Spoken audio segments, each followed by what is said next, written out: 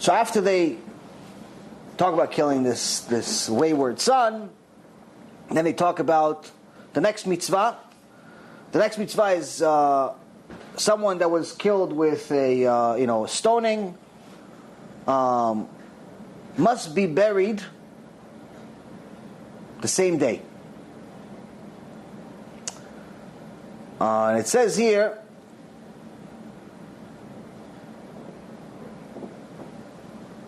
לא תלין נבלתו על העץ כי כבוד תקברנו ביום ההוא כי כללת אלוהים תלוי ולא תטמא את אדמתך. So it says, if a man shall have committed a sin whose judgment is death, he shall be put to death, and you shall hang him on a gallows. His body shall not remain for the night on the gallows, rather you shall surely bury him on that day. So the words, you shall surely bury him, is not a perfect translation, it's not a good translation actually to the Hebrew, or at least the full meaning of what it says in Hebrew. In Hebrew it says, as far as you shall surely bury him, it repeats the word bury. Ki kavo tikverenu. So you will bury him. In essence, it says bury twice. So the Gemara, Masechet Avodah, page 62b, says, why does it say that bury twice? Because Hashem is teaching us here, one of the laws is that when you bury someone in Judaism, you have to bury everything that was used at the same time. So for example, if someone is hung, you have to bury the pole too. Take him off the pole, after you hang him, you have to bury the pole. If someone was killed by the sword, you have to bury the sword also. You can't keep the sword, kill another person with it or something like that. You have to bury the sword. Why am I mentioning this to you? How is this going to help you in your life? This is actually probably not going to help any of you in your life, but it's going to help maybe somebody that's watching this. For the last 2,000 years, the Jews have been blamed for killing J.C. Penney. It says so in the New Testament. And Baruch Hashem, Hashem keeps giving me chidushim against the New Testament that I don't think have been covered, most of them, or at least some of them. So I got a chidush from the Gemara and this ParaShat. Something amazing. For 2,000 years, the Jews are blamed for killing this guy. It's written. Even though already for the last 4 or 5 decades, 40, 50 years, the Catholic Church says, no, it's not the Jews, it's the Romans. In the text, it says the Jews. Which means that anyone that says it's not the Jews is saying that we can just change the text. We can just change the New Testament. Which is proving the fact that it's fake. That it's man-made. If you could change it, then it means it's not divine. Right? But here, I'm not here to say that the New Testament is divine, chas v'shalom, it's nonsense. But here I'm showing from this word, from this halacha, from this mitzvah, from these 2 words, proof that the New Testament is fake. Another proof. How? Since the halacha from Shamayim, something we must follow, and according to is that we have to bury the tools that were used to kill someone as a death penalty. And according to the New Testament, the people that killed J.C. Penney were Jews, religious Jews. There was no such thing as non-religious Jews back then. That means they would have had to follow this halakha. If they hung him on his cross, they would have had to bury the cross too. Not just him, the cross also. Where in the book does it say they buried the cross? No, the cross is the cross. How about this? In the book, it doesn't even say what happened to him. For 3 days, no one knows. For 3 days, after he got killed, for 3 days, no one actually knows for sure what happened. It's guesses. I actually looked on the internet for hours and hours looking. Does anyone know what happened to this guy after he died? No one knows. Everyone has theories. Actually, as a matter of fact, this is the craziest thing in the world. Craziest thing in the world. Their own sages, the Christian sages, some of them say, like some of their top sages, like we have Rabbi Akiva, Le'avdil, their sages of Tum'ah, their sages say, some of them say he went to Gehinnom. He went to hell. Their own people. Their own people say it. It's actually written in the verses. They say in the verses, he went to hell. Their own verses say it, not me. Gemara says he went to hell, and he stayed there. They just said he got out. The point is here's a verse that proves that the whole New Testament is nonsense. If you believe in this cross, and this cross is a symbol on every Christian and Catholic's neck, they all wear it, they tattoo it, they like it, they pray to it, they worship it, it's great, and all this thing, great. Where'd you get it from? It was supposed to be buried. Where'd you get it from? It's supposed to be buried. Jews killed him? You say Jews killed him. Okay, they killed him. Fine, they killed him. How come you see the cross? Where's the cross? It was supposed to be buried. So either way they lose. Either way you lose. Chazak u'baruch. Emet, kol hazman tinatzeach. The truth will always win. Eventually it will always win. Always win. Always win. Right here, from mitzvah, ParaShat Shavua. ParaShat Shavua. Shtabach Shem Olad.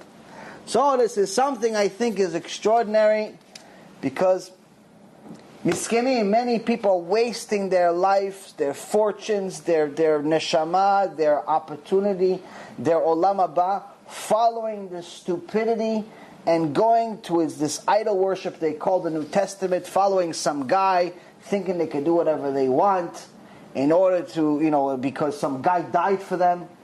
There's a guy, there's a died, there's a na'alaim, there's shum davar. This is all nonsense. There's only one God, the God of Israel. There's only one Torah. There's no other books. There's no New Testament. There's no Second Testament. There's no Testament. There's nothing. There's Torah. That's it. And the reason why we need to advertise this as much as possible is not just because it would only be fair to fulfill the mitzvah of being a light to the nations and helping the goyim that are righteous. Some goyim are rashayim. You can't help them even if you wanted to. Can't. But some of them are really nice, kind, beautiful people. You show the guy one verse. Look, it says here. New Testament is nonsense. It says Deuteronomy here. It says here. Show them 5 proofs. That's it. They want to convert. 2 seconds. You show them the proofs. That's it. They want to convert. They want to become Noahites. They want everything. Mitzvot, easy for them. They don't even have a yetzirah for mitzvot. They don't even have a yetzirah for mitzvot. You tell them, listen, you have to learn 10 hours a day. That's it. You have to do Brit Milah. Can I do it now?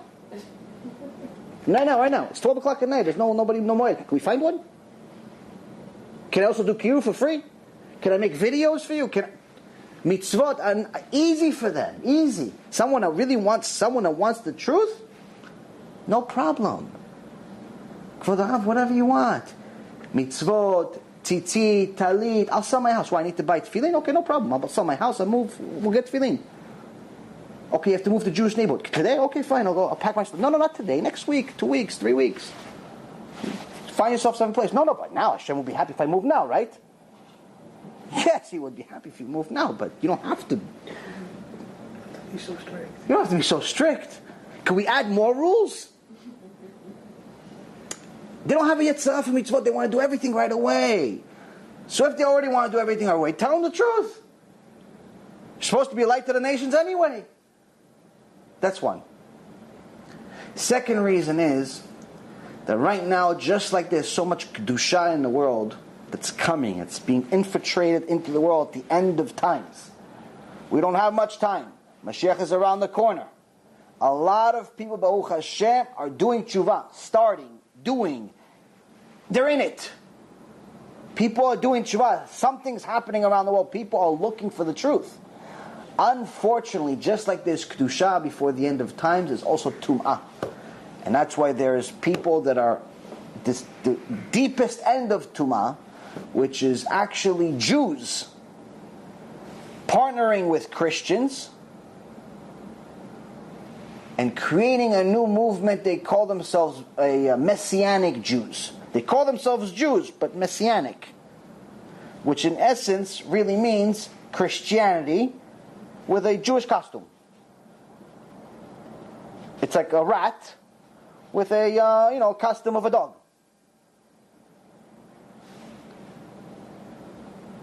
Problem is, the naive, the ignorant, and the foolish fall for it. Not only because they have no idea what's going on. You show them a verse. Look, in Isaiah 53, it says a suffering servant. Oh, it's suffering. Well, that sounds like that guy. Yes, you know what? I thought the same thing too. Okay, come to my church. Oh no, synagogue. They don't know, miskinim. And I'm not talking about America. I'm talking about Israel. If it's happening in Israel, of course you know it's happening in America. It's happening a million times more in America. Happening in America, happening in Europe. It's happening everywhere. These missionaries have a new costume. They call themselves Messianic Jews. The Reshaim, Merushaim, the Gehenom will never end. They call themselves rabbis. They put a talit on. And they tell people, no, you stay Jewish. You just believe in some guy. And the naive and the foolish fall for it, miskenim. So the first reason is because we're naive, we're ignorant, and we're foolish. What's the second reason? Money. Money. These movements spend over $300 million a year just in Israel. Just in Israel to convert Jews. $300 million to you Americans doesn't sound like much. $300 million. The budget for NASA is $975 billion. What's $300 million? In Israel, $300 million is like $300 billion in America. $300 million in Israel? It's a significant percentage of the GDP of the country. I think it's maybe 15% of the GDP. Of the total economy. It's coming from these people trying to convert Jews. Do you understand the magnitude of this? They pay people to convert. Misken, the guy has financial problems. Okay, no problem. We'll buy you a new house. Convert. Now when they write the checks, they don't tell them it's Judaism anymore. It's, no, it's Christianity, but I'll buy your house. You're already in. You're already in 6 months. You're already in. You already have the handcuffs. You already have the collectors at the door. In Israel, it's not like collectors like it is in America, where they send you a bill in the mail for 7 years before they do anything. In Israel, people come to your house, start taking stuff out. You owe money, they start taking your TV, they start taking your carpet, they'll take your children if they have to. Is that wrong? Is it wrong? It's 100% wrong, but it is what it is. We live in a secular world, and it's not allowed. Not allowed. That's actually this week's ParaShat also. You're not allowed to put somebody in a situation where the collateral for the debt is something they need for their livelihood. Not allowed. It's in this week's ParaShat. Point being is, when someone's vulnerable, when someone's weak, when someone's ignorant, you could take advantage of them. So we have to fight the tum'ah with the kedusha. We have to publicize these things. Each Jew must, and even a Gentile that loves Hashem and wants the truth, must equip themselves with weapons against this idol worship they call Christianity. Must equip themselves with weapons against this idol worship that they call Messianic Judaism. You must know your information, because one day it's going to come to your door. It's going to come to your door. It's not a prophecy here. It's a reality. Why? That's what's happening. That's what's happening. Yetzer Hara has unlimited money. Unlimited money. He's going to come to you with a friend. A friend of yours is going to come. Look, there's Isaiah 53. Look what this one says and that prophet says. Why don't you look at the 5 books of Moses? No, that's too old. Let's look at something more recent. Let's look at the prophets. Why don't you look at the halacha, Shabbat, Tefillin, Nida? Why don't you look at those things? No. We just want to look at the few prophets that we could play with them because they're vague. And someone doesn't know. It's like, oh, this is Hebrew, that's Hebrew. It all sounds the same to me. They're completely wrong about everything, but it doesn't matter. To someone who doesn't know, nothing's wrong. If before you guys were coming to me for a while, and you didn't know any Torah, and I told you, listen, you know what, by the way, Moshe Rabbeinu had wings. Moshe Rabbeinu had wings. He flew. Him and Aaron were flying over Paro, firing at him with shots. You know, they had F-16 flying next to them that were even fast. You would believe me. What would you know if you don't know anything? What would you know? You believe anything I say? I have a kippah, I have a beard, I fit the role. Tell you that Moshe Rabbeinu flies, you believe it? No, it says it in the book of this one. You know Bechla, you're going to check that book. You understand? People don't know. People don't know. People are naive. They fall for charlatans all the time. Especially when the charlatans are supposed to be the symbol of authenticity. When they have this Rasha Merusha, what is his name? It's Yitzchak Shapiro. Rasha Merusha, and if he doesn't do tshuva, the Gehenom that he will have will never end. Never end. Gemara Masechet Rosh Hashanah, page 17, talks about him. Him, it talks about. It says the Mashiach will come. Hashem will end the Gehenom. But the 7th level of Gehenom will never end. The fire for those people that are in it will never end. Even after the Mashiach comes and the world ends. Why? Because he's coming as an Israeli. As an Israeli he's coming. Speaking to them in Hebrew terms. Tell them, no, JC loves us. JC this and JC that. Now, a bunch of ignorant Jews and non-Jews see a Jew that's supposed to be the messenger of God. Tell them JC Penny is real. Kadosh, Kadosh, Kadosh, they say. They say it's holy. They say it's holy. Whatever he says is holy. They already had some belief about him. They read about 6 pages in the New Testament and 1.5 in the Old Testament. This guy says he read the whole thing. And he says he found him. Wow. And he speaks Hebrew? Wow. Might as well be Moses. Might as well he call himself JC. If he next week he starts calling himself JC, they believe him. I bet you anything. He starts calling himself JC. He's the JC, they'll believe him. You'll have thousands of people believing him. Why? Because that's what a charlatan does. The biggest lies in the world have an element of truth in them.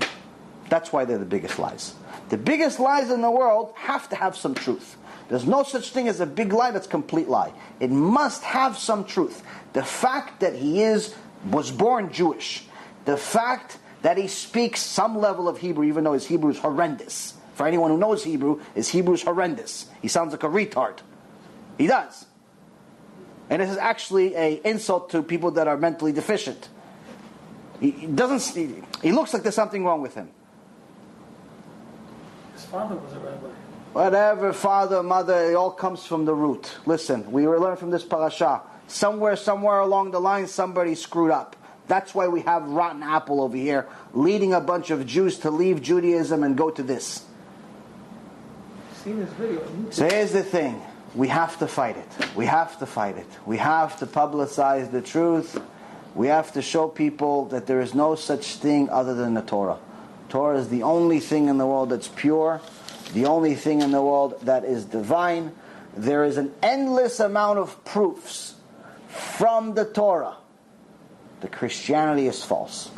And if that's not enough, there's endless amount of proofs in the New Testament that the New Testament is false. Whichever one you want to use. 1, we mentioned today. 2, we mentioned passively today, which is the fact that they themselves say you could change the text. Because according to the text, it says one thing, and they say, no, we don't agree with this anymore. If you don't agree with your own text, what's to say that the rest of the text is reliable then? So, point is, anyone that's really seeking the truth, just like it says in the book of Deuteronomy chapter 4, if you look for me, you will find me, if you look for me with all of your heart and all of your soul. Hashem says, if you're really looking for the truth, you're looking for me. You're not looking for some shortcut. You're looking for me, you'll find me. But you have to look for me with all of your heart and all of your soul. All of your heart and all of your soul. Meaning, there's no end to how much you're going to look and eventually you're going to find. There's no end. You've just experienced another Torah class brought to you by TorahAnytime.com.